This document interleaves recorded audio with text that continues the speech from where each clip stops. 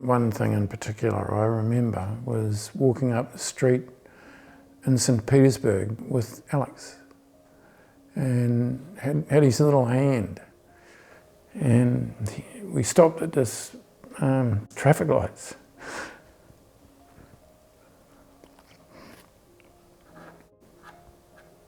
Bloody hopeless. I can't remember this. No, well, you weren't there. There was just me and him. I took him out for a walk. Oh, right, yeah. And his little eyes looked up at me. Here, we've got this little guy. We're looking after him. He's ours for life.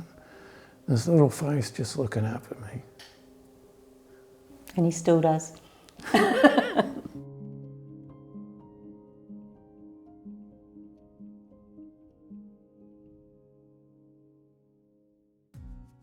Well, we actually met through a very good friend of mine that I was flatting with, and he was a barman at a local pub in London. So he introduced us. He said there's a little Kiwi girl that goes into the pub a bit. Well, there was a few of us, wasn't there? Yeah. So we met that way. And it was all history. A smoke-filled bar. Yeah, here's the story. Here's the story. And the smoke parted, and here was this vision. A young Kiwi girl came over and asked me if I'd like to if she could buy me a pint.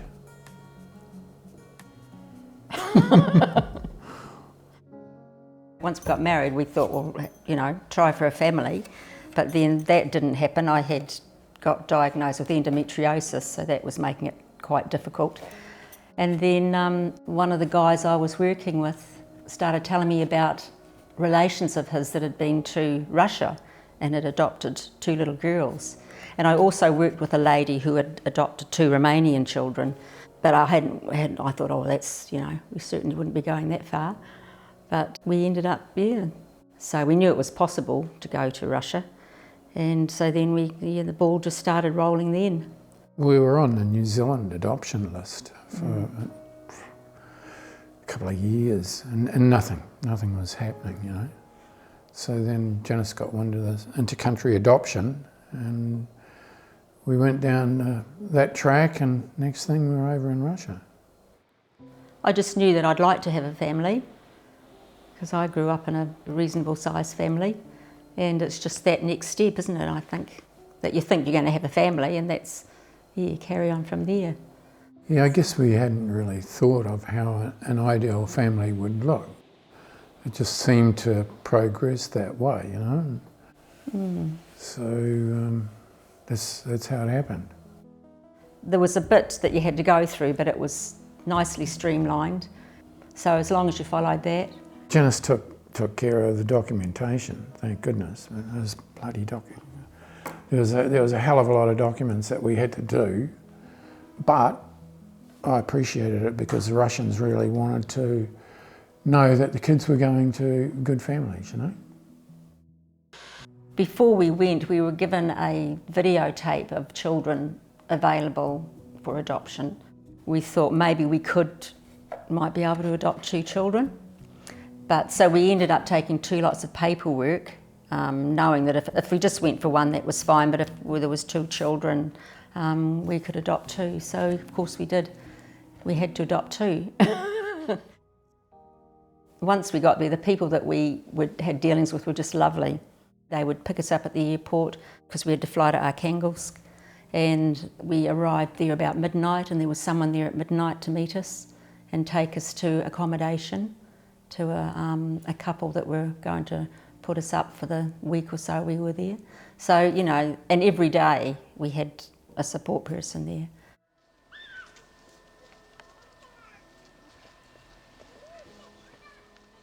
As you went into it, all the concrete, lots of holes in the concrete, but very basic. But yes, when you went inside, there was this particular smell that was just there the whole time. I think it's still up here somewhere. Yeah. Doesn't really leave you. Yeah. We were showing the beds, so there was just all these little bassinets where the babies were lined up, just very basic. But the people we met, the doctors and the paediatricians, and they were lovely. They're very nice, yeah. So you felt that they were coming from a place that cared about them. definitely. The staff were really brilliant with the kids. They couldn't do enough for the kids, but the resources were so limited. You know, as Janice was saying, the furniture, there was very, very basic furniture. But, you know, just walking into the orphanage, the main entrance had this old, rickety, bloody wooden door, which was a decent wind, you'd think that it would blow over, you know. I remember that. Yeah. They had groups of 15 per group, and they were sort of all moving around the orphanage at different stages, kind of thing. So the two kids had their own groups, didn't they? Into groups, yeah. The video that we saw, we saw Andre there, and he was just definitely, he was a tiny wee thing, and he was born premature. He was very tiny, and straight away we sort of just thought, yes, we'll go for him, and then possibly we'll look at, see how the children were there. So they brought Andre into us. They took you into an office and they brought the child in, and you weren't out there looking every kid and saying, oh yes, that one. It's not like that at all. So they're very, very precious with their children. And we had seen Alex as well, and Alex was a smiley kind of, So, Janice really wanted to get Alex as well, so we just had to go down that track. But, Andre, I thought, by crikey, if he stays there, life would be so difficult, so challenging for Andre there. And also the people at the orphanage, they didn't they knew they were going to a family, but they didn't know what sort of family. So they would have been, God knows what they must have been thinking when they said goodbye to the boys, because they'd probably never see them again.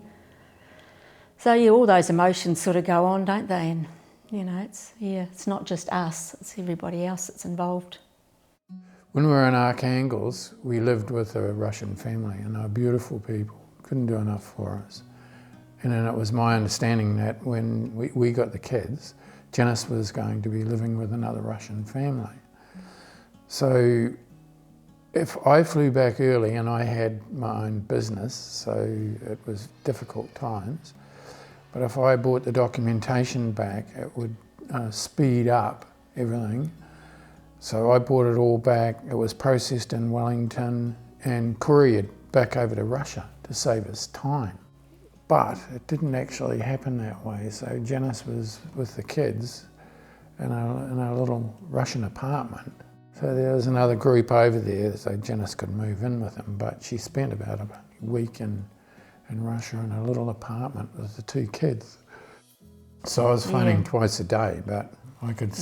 Yeah, and I was getting phone calls from home. I could tell Janice was feeling the strain, but we didn't know. I didn't know what was going to happen. Yeah. But spending time with the other family, it was great, because we had the 4 kids between the 3 of us. So it was a lot easier. So we could go out and do a wee bit of sightseeing and just had that extra support. Janice was just absolutely marvellous with the kids. So when we got them back here, I think life was a hell of a lot easier, wasn't it? Oh, yeah. There was always little trials and tribulations and things going on, but nothing sort of that pertained to adoption, really, No. Normal Kiwi families would be going through the same sort of thing. So we were very lucky. The kids settled into New Zealand life just so quickly and easily. Да где деда? На, скажи на. Спасибо. Ой, молодец. Ох, и герно. We used to play the video that we saw the kids, initially saw the kids on, because there was a lot of Russian spoken in that, and Alex he still remembered it, he remembered the language, and he'd just sit there and he'd just be transfixed to it. Whereas Andre didn't give a monkeys, he wasn't interested in it at all. But I used to put that video on up until they were about 5, and Alex was always, he could pick up on it. could still pick up on the language. But he was also learning a lot of English well. He knew it. By the time they were 5, they could speak. They were fine, yeah. They could speak. By the time they went to kindergarten and that, they could speak reasonable English, I think. We had to do reports every 6 months for a couple of years. Yeah, and we had to send a report on how the kids were doing at school, what they liked doing, everything about them, and how their health was improving and that sort of thing. So they really wanted to know. And they also sent people out. It was a couple of times we were involved out to New Zealand here to actually get the children together to see how they were getting on. The orphanage. That's a good one. Yeah. We were always totally open with them. So from day one, we always spoke to them about that they were adopted, everything, just totally open, weren't we? Yeah, And yeah. honest. But again, that's where the support group was good too, because there was other kids from Russia and we would say, oh, so-and-so was born in Russia and that sort of thing. It wasn't a big shock to them or anything, they just knew from day one. Yeah. Just through conversations that we had, yeah. I think possibly because Alex was always the one interested in tracing birth parents. He'd say, I wonder what my birth mother would look like, or I wonder if she's alive, So it wasn't anything, it wasn't hard to answer it, or, we just said, well, if you could trace them, that would be the best thing, for all of us, because we would have loved them both to have, to do that. I said, nothing would please me more than if they could track down their birth parents. I said, it would make my life. I said to Alex, it's not going to be a case of finding a needle in a haystack, it's going to be a needle in 100 haystacks. He said to me, I'm going to try and track down my birth parents. And I said, well, I'll give you as much help as I can, but where the hell do we start? So, God, it would have been about 6 weeks, 2 months later, and he says, I think I've tracked my birth mother down to half a dozen people. And that's just incredible. So yeah, he went further and he reckoned this is my birth mum, and he went from there. And also when he tracked down his birth mother and birth father from there, because his birth father knew nothing about Alex. He didn't know he existed. Привет. Hello. I was just rapt. I was really happy. Happy for them, for him. But just also amazed that he could do it. Oh, yeah, That was the first thought, I think. Absolutely amazed. Как родители там у тебя? Родители, как? Very good. They say hello to you Ну, понятно. and everyone. Это Yeah. я понял, что передают привет. Oh, it was just neat to know that, they'd got together and somehow had a chat and how he could find out information, because they obviously had a friend of Misha's wife spoke English. She helped with translating and that sort of thing, yeah. But no, it was lovely, yeah. It was a nice feeling. That's what he wanted and he managed to do it. You didn't have to worry about us or our feelings. You could just go for it. And when he came back, he said, phone me up. Thank you very much for adopting me.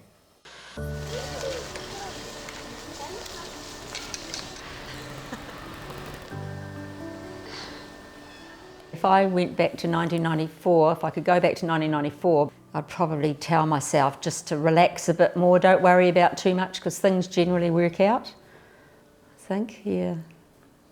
Yeah, if I could go back to 1994, I was working very long hours because I sort of felt responsible for the family, and I wanted to have a secure future, I guess. But really, in a lot of ways, I shouldn't have spent that much time working. So that's, yeah. They've made our life really, haven't they? Oh, yeah, without a as doubt. family do, yeah. Yeah, you worry about them, it's great when you see them. You can't stop worrying about them. But no, they're fantastic. They've definitely, fulfilled our life, I think.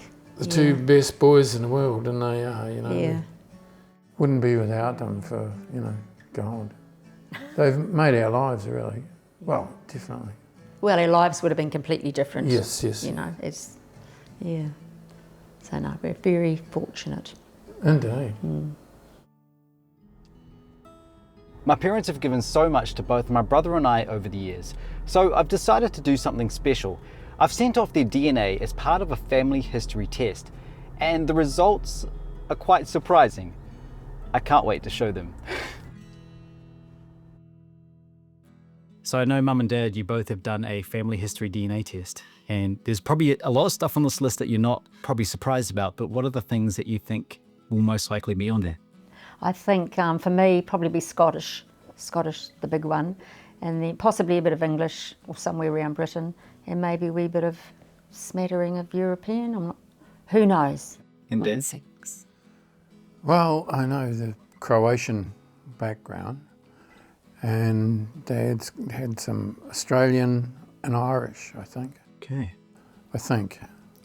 But it will be very interesting. Mum, I'm going to start with you. Mm-hmm. You know, at the top of the list, you won't be surprised, but it's Scotland. Oh, right, yes. Big shock. Yeah. 60%.